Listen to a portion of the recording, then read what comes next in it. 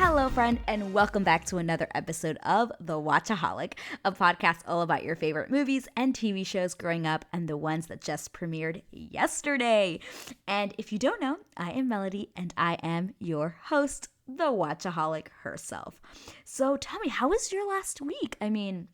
Or your weekend, because obviously the next time you are going to be listening to the podcast, it might be Monday. And if that's the case, then that means you just had your weekend.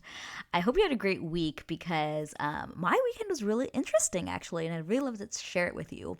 So, I've been living in this apartment with my partner for over a year, and I started to feel like I just got like this decorating bug over the weekend where I felt like the need to redecorate and really start to make my apartment feel more like a home.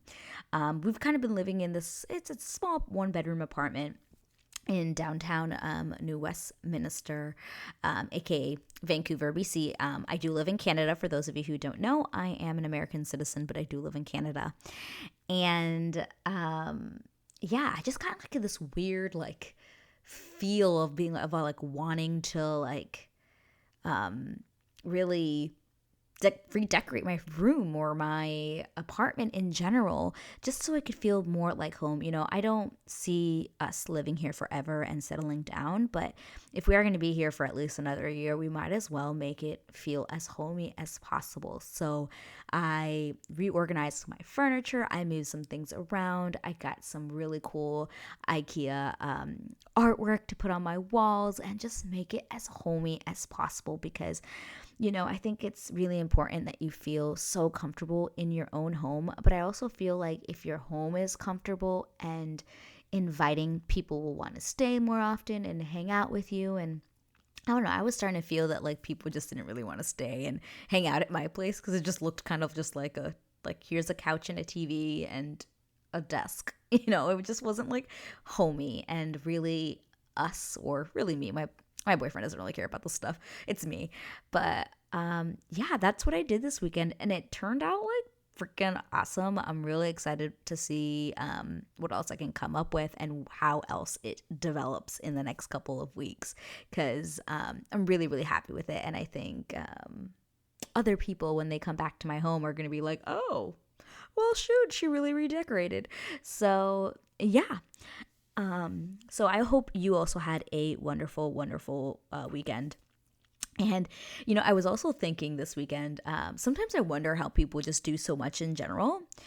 Because on weekdays, after, you have a regular 9 to 5 job, I am literally exhausted. And all I want to do is sit and do nothing when I go home. But I usually have to get home and like work on my Instagram and building my lovely audience of Watchaholic listeners, which is you, of course. Which, if you're wondering, actually, what I do for a living, I'm a receptionist at an office in downtown Vancouver. I had mentioned just briefly before that I do live in Canada. I moved to Canada for love, which actually brings me into today's episode. So today we're going to be diving into rom-com February. Yep, this month I'm going to be talking about some of my favorite romantic comedies. But I also decided that I wanted to do something different because I also wanted to incorporate Black History Month. Now here in Canada, we're not celebrating Black History Month. It's more of a US thing, but I am originally from the US, so I felt like I should really be taking in this time to just incorporate Black History Month into my podcast. So I'm going to be chatting about rom-coms that have Black-led casts. And I am so pumped to do this because I realized that there's actually a lot of romantic comedies I watched, mostly in my early 20s, that are so good, like fun, hilarious, and of course, the romance is there. And I am a sucker for a good rom-com, and I'm just excited to like really get into this month. And also I do want to say that don't you worry, I will be covering a whole bunch of other rom-coms just in general, even after this month. It's not like I'm only covering rom-coms this month. After all, I only have like 4 episodes that I can, like 4 weeks to talk about romantic comedies, and there are how many amazing rom-coms out there. So so today we are going to be covering ba, ba, ba. 2012's Think Like a Man, one of my favorite movies that I watched so much in my early 20s. I just rewatched it a couple of days ago, and I was like, oh my God, I forgot how much I related to this movie in my 20s. Like, I was trying to find a man just like all of these ladies in the movie were. That's why I related to this movie so much. I wanted to understand men because let me tell you, finding and keeping a man in college was rough for me. I mean, rough. I went through the ringer. So when this movie came out, I like never related more. So I am so ready to have some fun today and just talk about how relatable this movie is to any young woman in her 20s or even older, honestly. You don't have to be in your 20s. I'm also going to talk about some comedic and acting chops that were really sprinkled into this movie. Well, in some places they weren't just sprinkled, they were like thrown at you. But yeah, and I also want to talk about just why, oh, why it still brings me so much joy to watch. But before we dive into our first movie today, let's get into our Say What segment. So for Black History Month, I thought it would be like a great time to highlight some of like the best Black actors and actresses in the Hollywood industry. You know, as we know, it has taken Hollywood a really long time to get to where it is today, and especially when it comes to Black representation in films. And as a side note, I really do hope that the industry can continue to push forward and highlight Black people in the entertainment industry, and not just as actors, but as directors, as writers, as costume designers, everything that's any position. I think it's important, and it's something that I want you to know, and just in general, anyone who's listening to this to know that this is something that I truly stand behind. I think Black representation and representation of all colors, of all kinds, are so important in the entertainment industry today. So let's keep going at it. But anyway, so someone I wanted to talk about in this segment was the one and only Denzel Washington. Now, Denzel is known for some like amazing films. I am a huge fan of like Malcolm X, Glory, Training Day, Fences, and I mean, there's so much. There's John Q, Philadelphia. I mean, I can go on and on. Like this guy's repertoire is amazing, and he's just done so much. And he is literally like one of my favorite actors out there. He's also like my mom's favorite actor, which I think is funny. She loves Denzel Washington. But while I was going on a little biography hunt, I found out some great things about Denzel, my favorite actor. Like, did you know, because I did not know this, that he actually went to school to be a doctor, and he took a class in acting because he thought he could get an easy grade. Crazy, right? I mean, honestly, like sometimes that's really how it starts for a lot of actors, though. No one, and I don't want to say no one, but a lot of actors don't really go into acting as a kid because they were like, yeah, I want to be an actor. Obviously there are some kid actors, but sometimes even they are kind of like thrown into it. It's not something that they thought that they would actually really enjoy. And it's also always usually started by like someone who just takes a class or does one show and then they're like hooked. I mean, that's how it started for me. Like, if you asked me when I was little what I wanted to be, it was like, I want to be a veterinarian. Y'all, I do not do science. I was not going to be a veterinarian. But that's how it started for me. Like, I just kind of did a high school production and I was hooked, and I knew I wanted to perform for the rest of my life. And I'm not really doing that right now, but, I still love performing. And yeah, it's crazy how it starts for some people. But something else I found out, which was really interesting, and I thought it was actually just in general a great advice for any other actor out there who might be listening to this. But it's Denzel reached out to this, unfortunately, our recently deceased Sidney Poitier, to ask advice on taking a role of like where basically Denzel was going to be a character where he raped a white woman, and then they tried to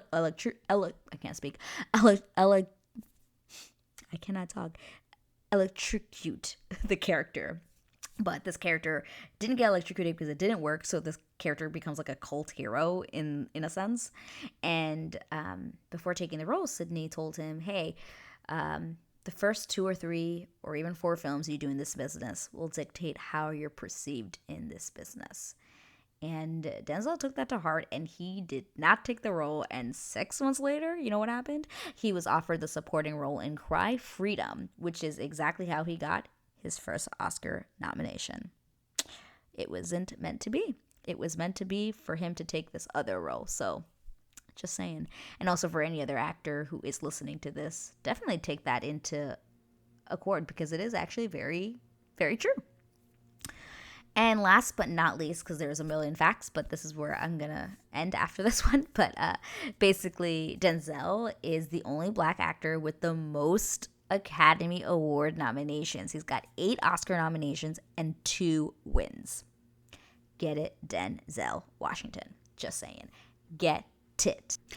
Okay, friends. So I think it's time for us to dive into today's movie. I'm so excited. So today we're going to be covering, like I mentioned before, 2012's Think Like a Man. It was released on April 20th, 2012, and stars a whole bunch of people, but let's start with the list. It starts with Kevin Hart, Regina Hall, Taraji B. Henson, Gabrielle Union, Michael Ealy, Megan Good, and so many more. I mean, okay, so this movie, if you haven't seen it, is based on Steve Harvey's book, Act Like a Lady, Think Like a Man. And this is weird, but to me, this movie was trying to do what 2009's He's Just Not That Into You did, which was also a rom-com based on a book, except that the cast was led by a whole bunch of big-name white actors like Jennifer Aniston, Ben Affleck, Jennifer Goodwin. I could go on. And it's literally the same concept. And honestly, I will say that there is nothing wrong with it, because I absolutely love this movie just as much. They're both cheesy and predictable, and I love every single moment of it. Literally every single moment of it, I absolutely love. So let's get into the plot. So this movie is, and by the way, when I do a plot, not recaps, but basically like when I read you plots, it's literally a plot of like how I would describe this movie to someone. I'm not reading off like literally what it says in the back of a DVD. I literally just came up with basically what happens in this movie in a plot, quick little thing. I don't know if it's quick, but we'll get into it. So basically this movie is about a group of 4 different women who are going through different relationship issues. Honestly, you can probably relate to one of these women. So firstly, you have Maya, who's played by Megan Good, and basically she can't find a guy who wants something serious. You have Candace, played by Regina Hall, who can't find a guy who's basically okay with the fact that she has a son. You have Lauren, who is played by Taraji B. Henson, who cannot compromise and wants a guy to meet her at her level when it comes to lifestyle and work. Basically make as much money as she does. And lastly, you have Kristen, who is played by Gabrielle Union, who's been in a relationship with her college sweetheart for 9 years, but he won't propose. So, upset with their situations, they decide to start reading this like new hot book that's off the press called Act Like a Lady, Think Like a Man, written by Steve Harvey, who is actually in this movie, and he kind of does like little bits and pieces where he kind of like reads parts of his book like he's in an audience, kind of like if he was with Oprah. He also produced this movie, side note. But basically, of course, they are paired throughout the movie with these guys who are Zeke, the player who doesn't want to settle down, and he's played by Romani Malco. You have Michael, played by Terrence J, and he's the mama's boy and doesn't seem to want to grow up. You've got Dominic, played by the sexy-eyed Michael Ealy, who is basically a dreamer who has no set career nor makes over $100K a year. And finally, you have Jeremy, played by Jerry Ferrara, who is the non-committer. So as the ladies start to date these men, or as Jeremy and Kristen, who are the ones that are college lovers or whatever, basically as they start to date these men and all this stuff goes on, they decide that they're going to use the lessons from the book to get what they want from the men, obviously. But then what happens? Of course, what happens? When the men find out, they decide that they're going to use that actual book against them by pretending to give the women what they want so that they can get what they want. So, for example, like for the main, like the one of the main ones is Maya, who is paired up with the character of Zeke. So Maya is playing this whole like, I'm gonna wait 90 days to have sex with this guy, and then you've got Zeke, who's the player, who's not the type of guy who usually waits for women. He kind of just hits it and quits it. You know what I mean? So obviously, how does he do this? Once he decides that, or once he realizes that she's got the book, he's like, okay, well then I'm just going to do everything she says. I'm going to play along to this just so that I can get the cookie, as they like to call it in the book. And he ends up saying that he loves her and opens up the cookie jar, and then in the next scene it's really, really sad. You know, okay, well, blah blah blah blah. I can go on forever about what happens, but basically, yeah. We can only guess how it all turns out. At first, it all goes horribly wrong, but they fall in love and they live happily ever after. That is literally Think Like a Man in however long I just spoke. That's literally, you've got both of these couples, they get together, they break up, they get back together. Typical. So, one of the really important things that I wanted to talk about that I mentioned earlier about this movie is that this movie was so relatable to me. You know, when I watched it in 2012, I had been through it in college. So in 2012, I had already graduated. But, you know, when I was in college, I dated all these guys. And I just, like, didn't understand, like, why no one wanted to make me their girlfriend. Like, this was an actual problem. And I will gladly admit, actually, fun fact, as we're talking about this movie and this book that is based on, and this movie that's based on a book, I will admit that I actually read Steve Harvey's book, To Act Like a Lady, Think Like a Man. I did own that book. I read it. I really wanted to get into the mindset of a man because, as Steve Harvey says in the movie, until you get into the mindset of a man, you will never win in the game of love. And y'all, I was not winning. I was losing hardcore. So to me, this movie was just relatable. And honestly, looking at it now, even 10 years later, it can really be relatable to any woman at any age. Whether you have a kid, you want someone to give you that ring after years of dating, or guys just want to, you know, as they say, hit it and quit it, and you're looking for someone who actually wants something serious, who wants to build a relationship, who wants to get married and have children. There's literally every type of woman and man in this movie that will serve as a scenario for whatever you might be going through.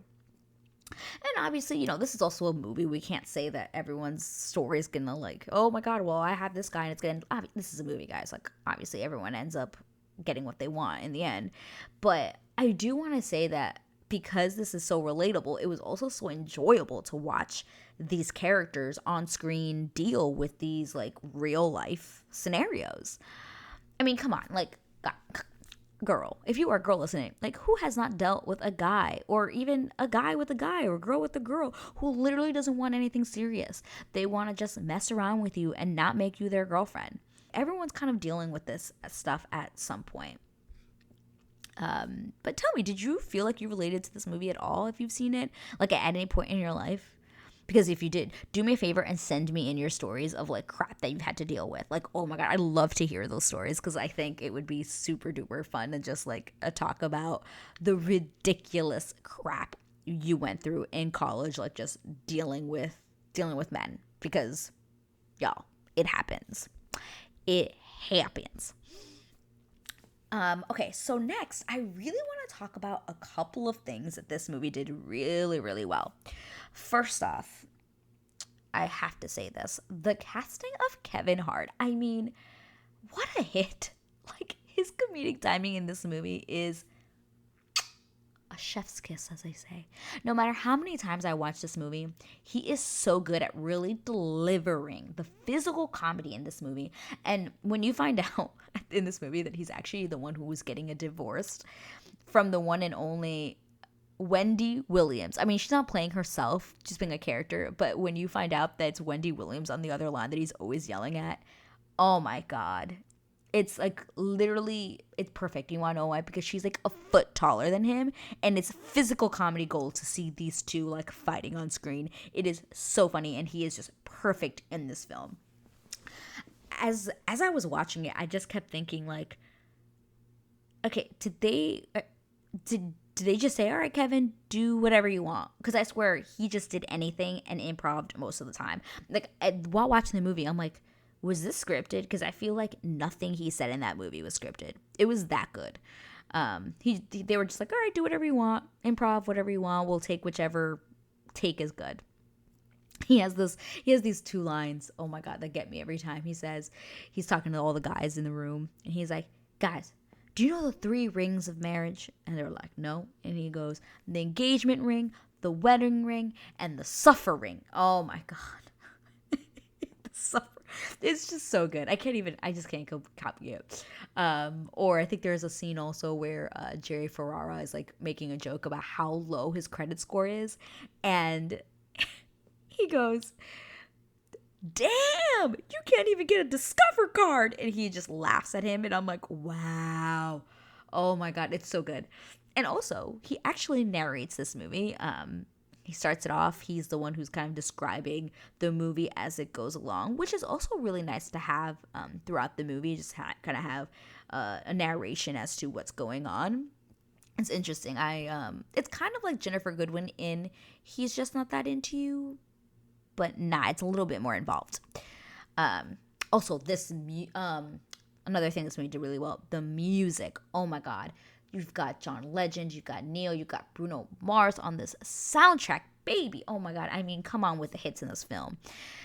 There's a theme song, which is The Best You've Ever Had by John Legend, which also seems to be the theme for Michael Ealy's aka Dominic and Taraji B. Henson's Lauren's relationship. Every time that they're on screen together, like having a scene or kissing or legit making out, because there were some makeout sessions in that movie with them too. Woo, man. Anytime they're on screen together, that song's playing, and it is such a great song. I definitely had that song on my iPod back in 2012.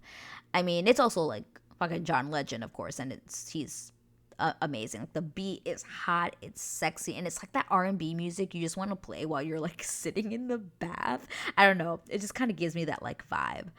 But guys, speaking of what I was just saying with the making out, every time they were on screen making out to this song,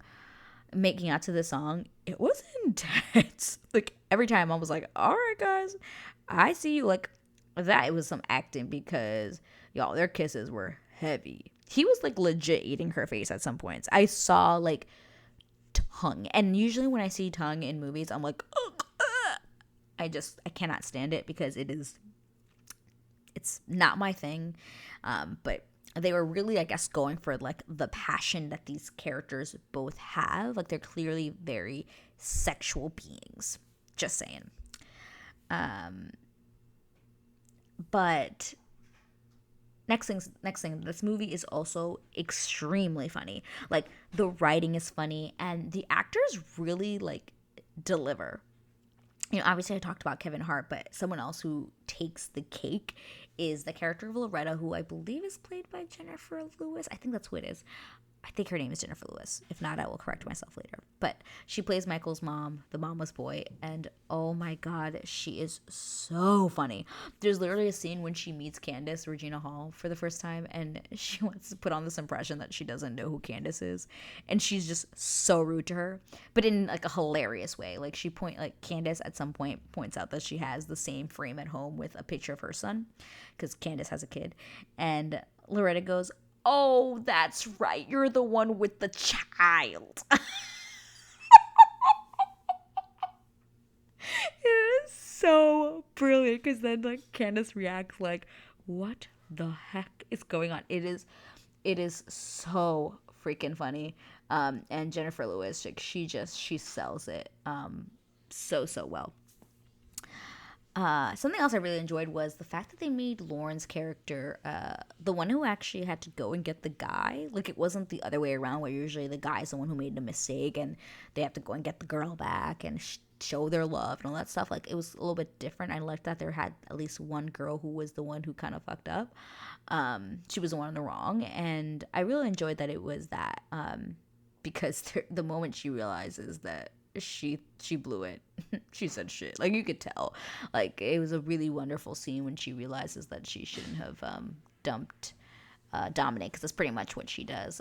She dumps him at some point because she realizes, like, I need you to make as much money as I do, and she just can't like let it go. And then she goes on a date with this like older, not an older guy, like someone I think she used to date before, who makes mad money now, and is just like he like and like they go out to dinner together, and all he does during the dinner is just talk about himself. And you just hear it like kind of in repeat in her mind, like how she's like, oh my god, like this guy hasn't even asked me once. And she kind of stops him and she says to him, I'm fine, thanks for asking. And then she just leaves, and it's brilliant. It's just, I'm so glad that they kind of went with that. And speaking of the women in this movie, they also really deliver on the acting chops. We've got Megan Good and Regina Hall, and yes, Taraji B. Henson, who are real standouts in this cast. They played these powerful women who just knew exactly what they wanted, and it showed. Every time they were on screen, I felt their passion, their conviction, and their wants, and I truly enjoyed their performances from beginning to end. Okay, so now I just want to dive into some things about the movie that I didn't like, or things that they didn't really do well. I mean, I love this movie, but these were just a couple of things I noticed that I felt like they didn't do too well. And the first thing is that I did feel like it's a bit too long. It's like 2 hours and 2 minutes, and I could have done with it being a bit shorter. I get it. They have to introduce a really big cast, their storylines, how they meet, the honeymoon phase, the breakup, the repercussions, and then they get together. So, yes, I get it. But I think I would have really enjoyed it a little bit more if it was just a bit shorter, because there is a point where you're kind of like, all right, so when's the ball going to drop? You're kind of like waiting for that. I also thought that it was, and I don't know, this was probably what they wanted, but I just didn't understand why the whole cast wasn't just like a black cast. I didn't understand why they had to have like 2 white male characters added to the group of friends. I'm going to assume it was because they wanted to have the comparisons of how white and black male like men differentiate relationships, because it was really funny. There's a moment where Gary Owen, who plays Bennett, and he's really great in this movie, but they're talking about like how like the guys are like, oh yeah, we like big butts and stuff like that, and the white guy's like, oh yeah, does she have a nice, like the other white friend is like, oh, does she have a nice rack? And one of them, I think it's Zeke, he's just like, oh, that's some white people shit. And then Bennett goes, oh yeah, that's definitely, white men love breasts. So like I guess that's kind of like maybe why they had to have like these 2 white men as well. But yeah, I thought like sorry, that just was funny to me, just saying it out loud now. But I hate to say it, but the casting of Jerry Ferrara as Jeremy, I was not a fan. I felt like his purpose in this movie was literally to deliver specific lines like, this is war, gentlemen. Like, I was just not a fan of his acting in this movie. So sorry, Jerry. For those of you who don't know who Jerry Ferrara is, he was actually played the character of Turtle on Entourage. If you ever watched that show, yeah, I just felt like, I don't know, I just wasn't a fan of his acting in this movie. And I also, which brings me to my next point, I also just didn't think he was paired really well with Gabrielle Union. The chemistry and the acting between of them, like, was just like the weakest to me compared to the chemistry and acting between all of the other actors.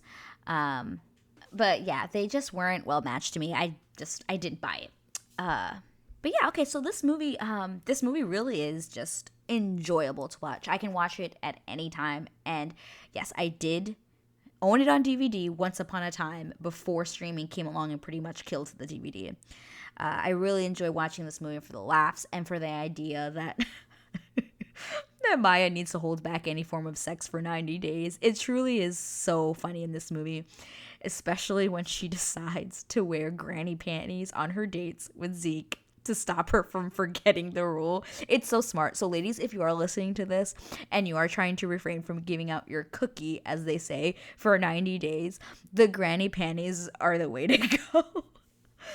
So all in all, I would rate this movie an 8 out of 10.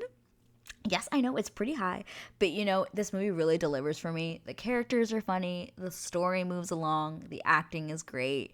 It's not my favorite, obviously, rom-com of all time, but it's definitely up there. So, guys, that is Think Like a Man, the first movie of the rom-com February. I'm so excited to keep it going next week with another romantic comedy led by a Black cast. I really hope you enjoyed this episode. Please don't forget to leave a review and rate the podcast. You can also follow me on Instagram at the Watchaholic Podcast. Please DM me with movies or TV shows that you'd like me to cover. And hey, if you do DM me and you leave me a review, I'll shout you out in the next episode. All right, I'm out of here. See you next week. Bye.